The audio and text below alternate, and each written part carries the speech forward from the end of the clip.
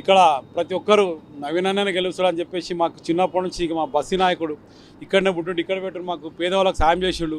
ఇక్కడ ఎంతోమంది పేదలకు ఇల్లు ఇప్పించిండు, రేషన్ కార్డులు ఇప్పించు, పింఛన్లు ఇప్పించిండు, ఇక్కడ గుడి కట్టించిండు. అందువల్ల అన్నకే గెలిపిస్తామని చెప్పేసి ఈరోజు ప్రజలు మేము పోతే మీరు రాకండి, ఇది మా దగ్గరికి ఎందుకు వస్తున్నారన్న, నవీనన్న గెలుస్తాడు అని చెప్పేసి ఈరోజు ప్రజలే చెప్తున్నారు. మాకు మీ వికారాబాద్లో చాలా మంది మాకు ఇక్కడ అభివృద్ధి జరిగింది, అక్కడ అభివృద్ధి జరిగిందనే చాలా డిస్ట్రిక్ట్ నుంచి కూడా వస్తున్నారు కదా, మరి మీ వికారాబాద్లో ఏమైనా చేశారా? కోట్ల రూపాయల అభివృద్ధి పనులు జరుగుతున్నాయి. ఈరోజు మన్నెగూడ నుంచి వికారాబాద్ వరకు 4-వే లైన్ చేస్తున్నాము. మరి వికారాబాద్ అనంతగిరి ఏదో పర్యాటక కేంద్రం ఉన్నదో రాష్ట్రంలో పెద్ద పర్యాటక కేంద్రం అంటే అనంతగిరిని డెవలప్ చేసాము, అనంతగిరి రోడ్లు వేసాము. ఈరోజు పర్యాటకులు సాటర్డే సండే మీరు చూడండి ఒకసారి వచ్చేసి కొన్ని వేల మంది విద్యార్థులు అక్కడ పర్యటనకు వస్తున్నారు. అంతా చాలా అభివృద్ధి. కోట్పల్లి ప్రాజెక్టును డెవలప్ చేసాం. కోట్పల్లిలో ఈరోజు బోటింగ్ ఉంటుంది. కోట్పల్లి ప్రాజెక్టులో చాలామంది సండే వీకెండ్స్లో సాటర్డే సండే కానీ కొంచెం వేల మంది జనాలు వస్తున్నారు. సాటర్డే సండే చాలా అభివృద్ధి పని చేసాం, రోడ్లు వేసాం, ప్రాజెక్ట్ వేసాం. ఇంటిగ్రేటెడ్ దాదాపు 250 కోట్లతో మా ఎమ్మెల్యే గారు ఇంటిగ్రేటెడ్ స్కూల్ తీసుకొని వచ్చారు. బ్రిడ్జ్లు వేస్తున్నాం, వర్షాలు పడుతున్నాం. పాత బ్రిడ్జ్లు ఎప్పుడో 40-50 ఏళ్ళ కింద వేసినాయి. గత టీఆర్ఎస్ పాలకులు ఏం చేయలేరు, బ్రిడ్జ్ లేక చాలామంది ఎంతోమంది వర్షాలు వరదలు వస్తే కొట్టుకొని పోయి ఉండే ఈసారి ఎమ్మెల్యే గారు చాలా బ్రిడ్జ్లు వేసారు.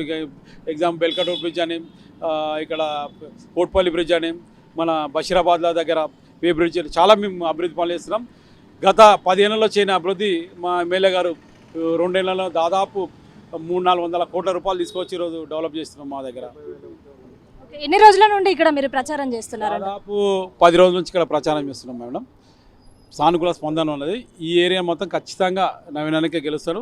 పక్కల గిట్ట తిరిగిన బోరబండల ఎవరు నవీనన్న గెలుస్తారు. ఎందుకంటే స్థానికుడు ఇక్కడనే పుట్టి ఇక్కడనే పెరిగిండు కాబట్టి స్థానికునికి అవకాశం ఇస్తామని చెప్పి ఈరోజు ప్రజలు చెప్తున్నారు. బీఆర్ఎస్ లేదు, వాళ్ళు దొంగ మాట్లాడుతున్నారు.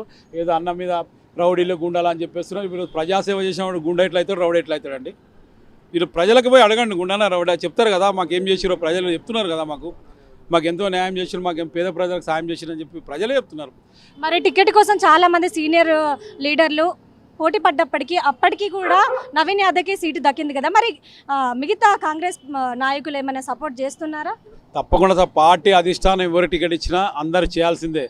లోపల ఏమన్నా లుకలుకలు ఉన్నా అవి బయట చెప్పుకుని పార్టీ కోసం అయితే పార్టీ కోసం కష్టపడాలి. పార్టీ ఎవరికి అధిష్టానం టికెట్ ఇచ్చినా వారి కోసం కష్టపడి పనిచేస్తున్నారు ప్రతి ఒక్క మంత్రులు, సీనియర్ నాయకులు అందరూ వాళ్ళలో వచ్చి ఏరియాలో వచ్చి అందరూ ప్రచారం చేస్తున్నారు మేడం. తప్పకుండా నవీనన్న గెలుస్తాను. నవీనన్న సర్వే చేసినాక అధిష్టానం ఏఐసీసీ సోనియా గాంధీ కానీ, రాహుల్ గాంధీ కానీ, పీసీ అధ్యక్షుడు మహేష్ కుమార్ కానీ, సీఎం రేవంత్ రెడ్డి గారు కానీ సర్వే చేసినాకనే ప్రజలలో మంచి బలం ఉంది కాబట్టి ఈరోజు నవీనన్నకు సీట్ ఇవ్వడం జరిగింది. తప్పకుండా గెలుస్తాం.